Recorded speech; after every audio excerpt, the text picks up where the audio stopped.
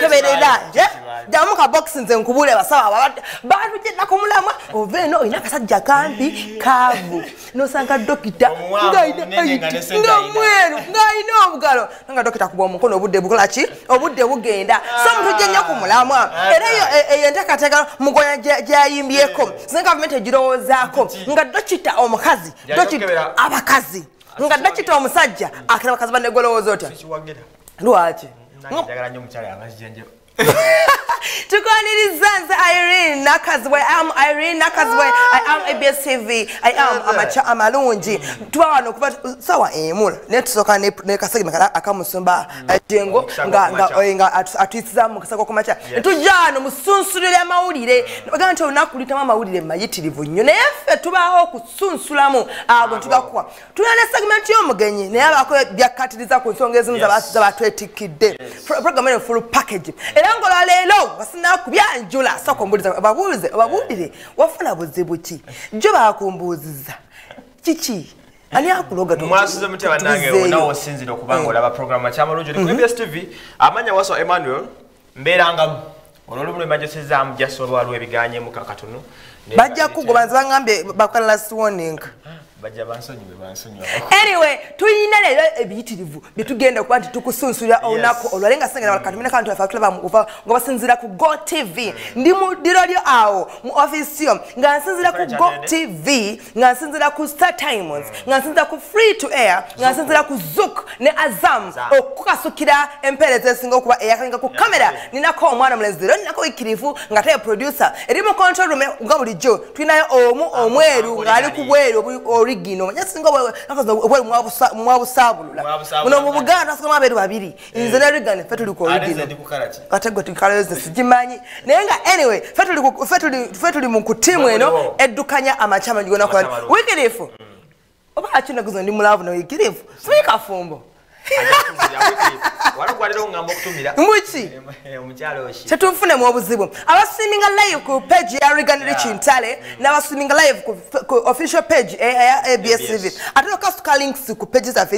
Irene Nakazwe ne wali kwazi okay na ku YouTube ziberayo tu following twelenge kinisonga tuziwuziganya fenna in case of anything ngonako kahindi ku kitwayogedde mbandi yawo nze muntu nesanga ngo president asinga bulungi nga wa Uganda era mu abali kubyamwe eyo abasinze okujja okutwegatako nonye byokola omusajja kimanyi nti mu masabanga mwegayirira twali tusaba okomabiro president wetu munange tusaba tuli ku mavivi bese ngane mu mbabu ndanyakana woza mbode mpuliranga kimala mpuliranga amba ulira mbode matese banga ngambulira njagala mbakole ki nze nkubulire kiri ekyankwanzi bwobasala kola ka boda ko ne taxi ajja kuluisa obe motoka vulumulago ngai speed ya wakati esepeni airline sujitenzo crashinga ufuna ka boda kajja kutusa duka emsino ogende ekyankwanzi nze nkubulire kiri ekyankwanzi omekere kyakwanzi wala Ingrid tulina ataliyo mama birewe ngamba mama biranyi Beatrice bane tedi kala nyuma ngovudde mu blue nojo oyinengere jo yakawe yenjawulo natulide omukyala gubaita beti kamya bane kala buranga ori yava mu green najja mu yellow ngana bachuse gwe ekire cyangwa kimanyi natulide kane nganti kikulu nnyo kuva mukana okisako tondatulide ono omukyala yakulinanga ministry ebyabana eno mu Buganda kingi banage nganyiminde mu yero banagwe kiri ekyankwanzi nazo nagenge nganti banene kyakwaze omaka wabiri abiri mugumwana abazeeyo njagenda munanga mu mbereyo president ngamwegayiride namwegayiride je yakiza naga ngo mumanyi bantu bange wanayogera muri bulungi amanyi abantu ba NRM bano bamaze kiseera nga bangamba nti komawo nali nagana katika ngo uli ekimba chaja chiya kyakwazi umagayiride nnyo nagamba ngamba naye nzaani alasobola kuwuliza mulanga gwani gw'abantu baffe era tuwagerera munange pulezidenti waffe omulungi Kabiite yakkiriza ngayo mwamusaba era akomawo ajjanga 2021 ate era yakkiriza temwamusaba tube tusaba tuleme kuvuganya nakyo takirinaako buki takirinaako buzibu era yagambye it's okay it's alright takirinaako tabu ajja kujja ngayo mwamusabye era ganga abavubuka bawagira NRM kyebavudde basituka mu ssanyu eringi ne bagamba nti bannanga aba NRM babeera ekyankwanzi yakyuseemu tekyali DPO yega NRM yakyuse kituufu ne bagamba nti munanga bavubuka bona abali eyo bakwate ekkubo ababaka abali ekyankwanzi bwe bavaayo tebekiriranya bakwate ekkubo ng'abantu abakulu bagende mu constituency zaabwe babulira abantu bakutira omukulembeza akadi exactly ekyolembera siyogede era ekyawuli kyankwanza yali omanyi Sunday ya service president yegikulembera nasooka kayimba anti yepate president nasooka kayimba nze namutya nenga juka duli agamba mugende mwimbe mu byobufuzi nembuza nyimba mpenkoni nembuza nyimba bavuka twefuge tunyweze ngule towakana nyimba zizo nazifulumiza ali ezimwandikira tibala myemtegese kivu tabanja eyaziwandika abala mkono yazitegese ewandika mpenko yabanja tugala stiwe the president Museveni talina mu percent agenda ndoka political akali wali entinde wali office awo mukulembeza mame mukulembeza afambi omulungi omuto bambi era ekiri ekyankwanze abaka abagezi kyankwanze bali mu nteekateeka efulumye ensonga y'okulondera president mu palamenti tumujja mu kumusimbya layini mu bantu wali abakyogera obubi mbwera mutujjako eddembe lyaffe ery'okulonda president mbu abantu abawansi kati okulonda president kugenda sigala ku bantu bawaggulu singa balava ekyankwanzi nga kikondeddwamu ki ekizibu era ekyo kizibu ng'obeeraga president nga ajja yekka nindako ng'omanyi nga president ajja yekka nga teyesimbiddwako nga president parliament buzibu obwo nze mbadde ngamba tibatugonzerezaamu okuyimira mu kasana bali bakyekolere akokola ki akalono wekati akokolera omukulembeze ogwanga tubigumiddi babbi obulu bakoze tubigumiddi nga babobyewa ekiri mu universities wotabadde bonna abajidde mu nkofire ya red beba wangudwa gidi president mu universities kati ze twakabala sina kyogerako just nkubula bigenda mu maaso muki mu ggwanga kati okubanga nyera olokubanga ababitandikire kale kyekyo ku power era ajja kukula maaso awo omukulu kibamukola weyazimba si wawe nanyini wabanja osanja kubulira twatuli awo ndinaga nti bayisabiro nimeka bisatu lukumu bisatu ezimba dolero akata sawa abamu bavudde baga nti etuli kuki edwaliro mulago yetaga renovation amalaga government muni mu facilities temuli mbikozesebwa bimala tetulina ddagala ebitana bifo akate mala kuzimba dwaliro pya muli kozesa eki olwokubadinze amanga bujjo bwommanyi nze sisera kigamba ema mpayiriza katulaba video tulaba abasawo kye bayagadde ku sente zezakuzibwa. That hospital duplicates and outcompetes demand for resources by crucial yet unfinished low-hanging fruit. Tebatwebuuzaako tetumanyi gwe beebuuzaako era kuliko bye tulaba nti bibulamu nnyo era nga tugamba nti singa mulago ono amalirizibwa bulungi wajja kubaawo okutendekebwa wajja kubaawo okuwa obujjanjaba obwo bwe tulowooza nti ne Lubowa yajja okuwa eddwaliro ekyaganya okuggulawo ensonga enkulu yakuba nti woodi ya Heart Institute tebannagimaliriza ate nga mu Heart Institute omwo waliwo woodi enkulu nnyo gye tuyita ICU. Tetumanyi kati bulungi bantu bameka abagenda ebweru naddala bwolaba betumanyi beebo medical board besasulira naddala ku ssente z'omusolo naye nze bwe nkwata esente n'enkwata ennyonyi n'eŋŋenda tetusobola kumanya abantu bameka bulungi abagenda wabwe. Ssente zino ezisonsebwalizibwa ku Lubowa singa kubaako obwenkanyi ne ziteekabwa mu malwaliro amalala ago ge tulowooza nti byandituuka ku bantu bannayuganda abangi ate ababyetaaze ennyo n'okusinga ku kino kye tulaba nti kisonsebwazibwa. Atunule mu bino byonna naddala ekintu kya mulago okugwa naddala mu nteekateeka mu nsengejja y'amalwaliro ag'ekika kino muyimiridde buyimirizi parliament yamuwadde kye bayita guarantee in form of promissory notes kubanga ono investor w'amaanyi nnyo agendagendeyo mu bitongole bigaba ensimbi mu nsi yonna bimuwe sente. Eby'eddwaliro baba bagala babikkiriza ng'olowooza ki? Ebikwanga sirya Nero bakunyize nero ngo bavudde mu bantu bo. Abegwanga abasawo sirya ekyo badogamba nanga ndi muno omuvuddemu. Ebigwanga lyaffi. Otegedde. Mwamuli salira. Ebyo nabogera bogezi nawe kati. Ekyayise. Gavumenti yawo no kasiteyise ekintu. Ogamba tumala budde. They're just wasting time. Nenga although they are having some points batogerako ng'okubanga eddwaliro lisigaza milioni 6 ze nawulidde za dola zezibanja zokka. Contract nabi yabala ekyokolaki. Ejo ogamba tukiveeko n'ekyo tetunymayako na budde. Milioni 6 bali badezo basoka ne bazibaba. Ne batereza mulago nagwo. Oninga agamba. Naye ekikwata abo bebiko basaba Dr. Ekwalo omukulembeze w'abasawo ba tweyanziza nnyo obubaka obwo. It's useless. Tena kyatugamba kati. Mwayisawo dda. Renovation y'emulago yaganye tugiveeko. Ezo kwatukomyawo kati zo kweza ku project nzala. Alright. Tugana bigenda. Okimanyi nti no parliament ebaddemu ne Buganda kokasi. Buganda kokasi naye yawuddemu. Okimanyi nti no kati ekyankwanza era gavumenti ziragedi kiri ekyankwanza. Omanyi nti ekyankwanza NRM yakoze yaayo. Egero tamuze ensonga za Buganda. Wadnawo bagenda kijja kusoba kajiza n'okutakita. Ekiri mu Uganda oja kiwula mbeera ndi awo. Ate buli mwezi. Kitata maze banga komera. Kitata omumanyi. Kozi omumanyi ngani? Oyo patron wa boda 20. Yagamba tabimanyi. NRM chairperson. Yagamba tabimanyi. Tayina kyatamanyi. Ekyo NRM akimanyi ne patron wa boda ekyo takimanyi. Ebbanga lamaze mu komera yakwatibwa ku musango gyali gya butemu. Saba kyali nga bamusanga ayina emmundu ezenjawulo. Amaze banga mu komera. Abamweta ne bamuzaayo. Onako. The government besala okusiba. Mwembatya. Kulanti kwandeka distance. Mu government sinzisuga hey. Okimanyi kanoga bigenda kusiba oberayo. Nenga munsibiraji. Ngambagala. Eyokeze kumata wano labe. Ejja kujale party. Nenga munsibiraji. Geriko ne. Nzo mukono gwenina era omukono gotonanga ni musanyo funyo kuche. Era bagamba bogambi oyo ojja. Okimanyi nti sanyo lyempulira nga president yakiriza okasima oli ansuso. Zembako mbagala. Akati omwami okitatta. Abadde nga mazega na sina mundu sina kutabe sirina kati police ate yakiriza.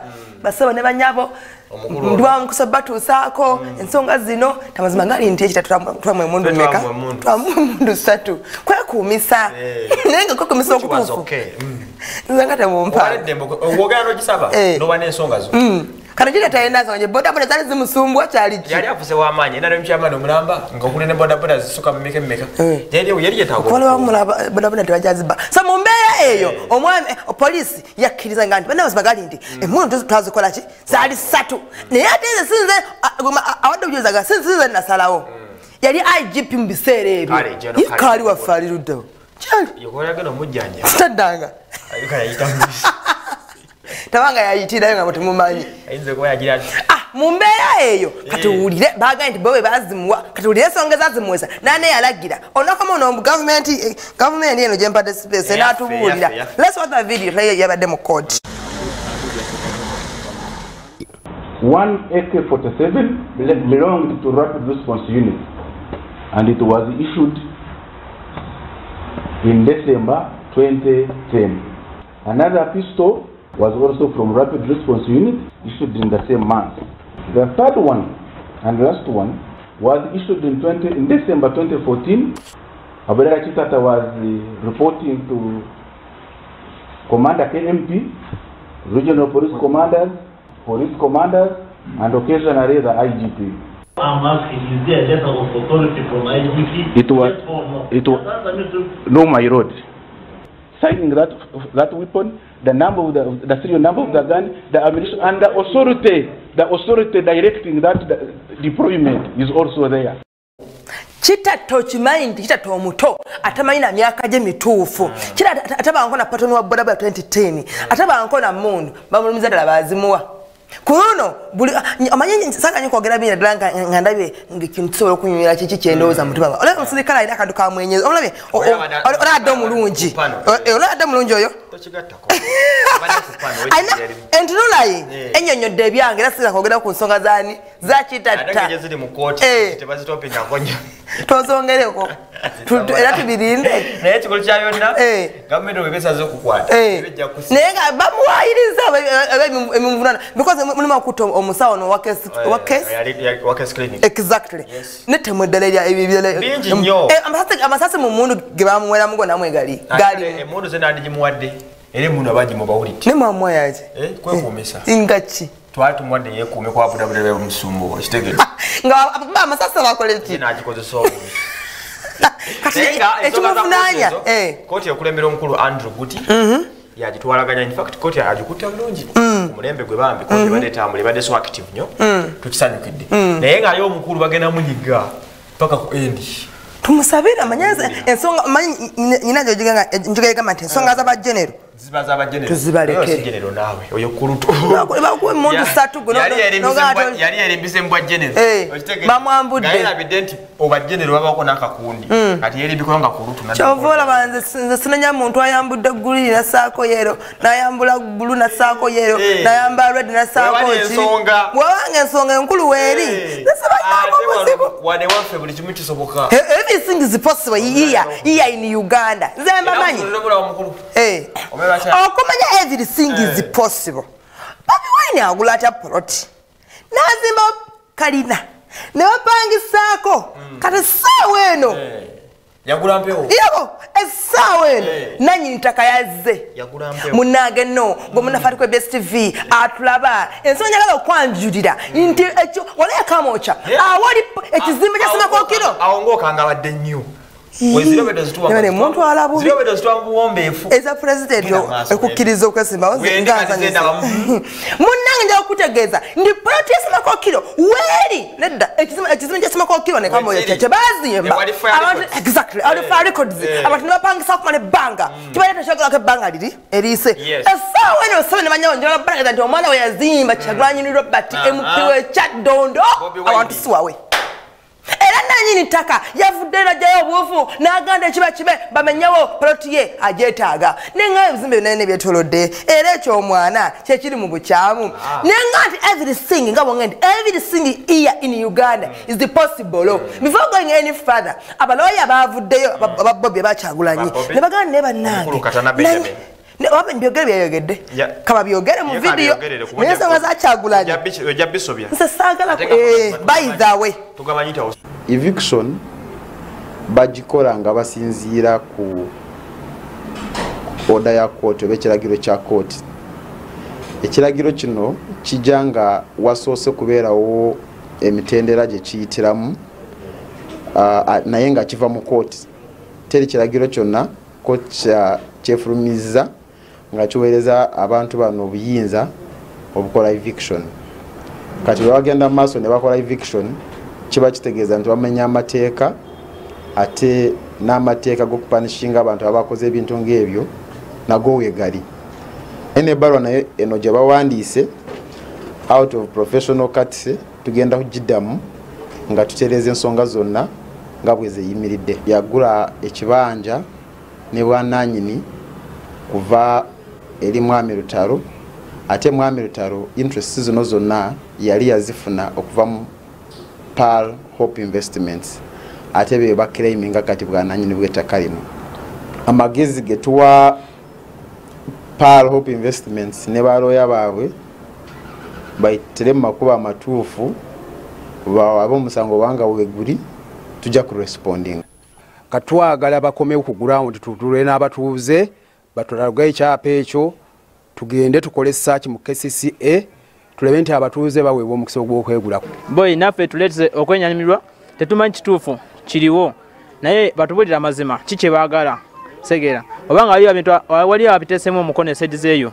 nga baagala batugwe wano ku ttaka batubulira amazima ate ng'abatuuze abali ku ttaka lino tewali n'omu atasobola kwegula naye kisiza okunuma Kyagulanyi abantu abongo bwe nga balina enviiri nkulu kiki ebintu byemalamu pulezidenti wange amaanyi nagamba musigale nga muyimba eyo tuva mu ghetto oya kiki enviiri kiki tuva kugamba pulezidenti waffe bwe yakyuka mwagala okukyuka embeera ye yegenda n'enviiri ze zizikuuma ye nga yazijjako munnange nno bye byowulidde si bigambo byange bigambo bya nsonga ne by the ttaka eyo Kyagulanyi kasi yaliko Okutaka zino ekintu kinsoho namanya sigamalayo. Ettaka eryo kyakuye kasi yaliko. Ettaka eryo kuliko n'abatuuze abalala. Omenye mulina obuzibu muyinza okukifuula ne mugamba era kyagu era olw'okuba yalingiza mu siyaani y'omukulu n'anyiiga amukakanya amalala. Ettaka eryo si yekayika yaliko. Lwakuba nti yafuna obuzibu nti ayitamu nnyo nkoko njeru muzigo bwekola ki erabika si yekaliko kuliko abantu abalamu abali ku ttaka lyeriko kya by the way buli neiba wakyagulanye suubidde oba ttaka oli siriryo ekyo beerawo ng'okiba anytime n'abali amagere baneiba anytime pipa alwawundi magere anytime we muli awo nannyini wajja oba erusanja yaddawa kikyonki si kyamu abaana bazimba kanyega kakati namama naiba bakyagulanye essaawa yonna gwewomanyi kyagwa alinawo ettaka bekashiwa ndi olina akafa obulaga obukaati obutumatiza nti wooli wawo ofunye bulungi kyeŋŋambye bw'obanga olina eba wakyagulanye oba yagula poloti nsambya oba yagigula kyengera oba yagigula masaka meka sure nti olina okakafu obutumatiza tettaka wooli otherwise we are coming there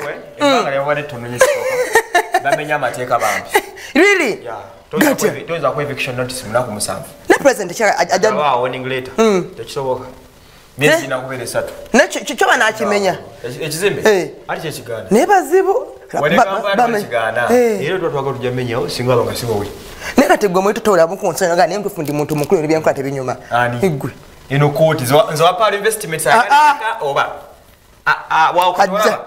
wayagalawo sifa naye kyemmanyi pulezidenti waffe omulungi engeri gyadda mugumu ayinza omuyamba ku nsonga ezo kamuyambe ng'ayamba bangi ebintu biringa bisatu mukyo ettaka eryo weribanga ddala kituufu si wawe bajja mugobawo bwe kiba nga kirimu po wenkikomezaawo kiba nga kirimu mukama nange bwe kiba nga kirimu po poultry eziwukakanya ogwawatiro zetukozesa ng'enkoko ebadde yagala mukazibu naye sigapasha tumula tukomaona omugenyi tavaawo